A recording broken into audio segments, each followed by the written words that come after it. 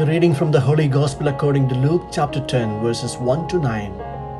Passage taken from the Message version of the Bible. The Master selected 70 and sent them ahead of him in pairs to every town and place where he intended to go. He gave them this charge: "What a huge harvest, and how few the harvest hands. So, on your knees, ask the God of the harvest to send harvest hands. On your way, but be careful. This is hazardous work. You are like lambs in a wolf pack.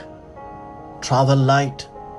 Comb and toothbrush and no extra luggage. Don't loiter and make small talk with everyone you meet along the way. When you enter a home, greet the family, peace. If your greeting is received, then it is a good place to stay. But if it is not received, take it back and get out. Don't impose yourself. Stay at one home, taking your meals there. For a worker deserves 3 square meals. Don't move from house to house, looking for the best cook in town. When you enter a town and are received, eat what they set before you. Heal anyone who is sick and tell them God's kingdom is right on your doorstep." The Gospel of the Lord.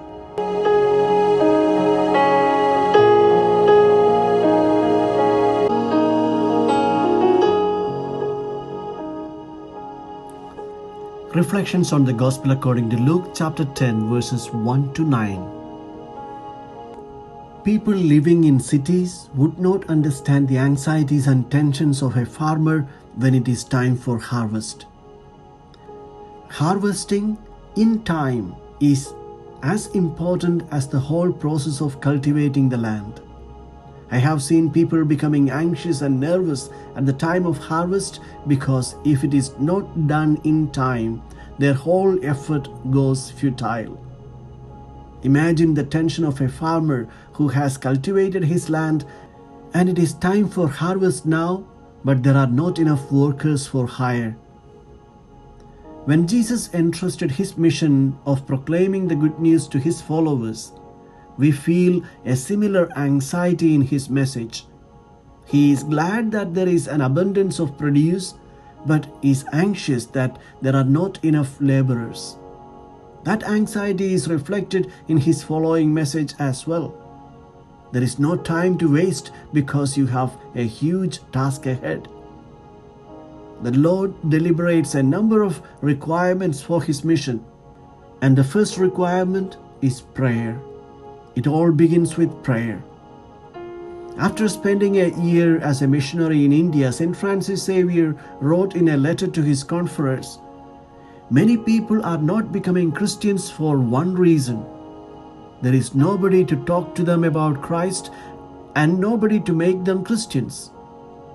Again and again I have thought of going around the universities of Europe and crying out like a madman for young people to come and help me."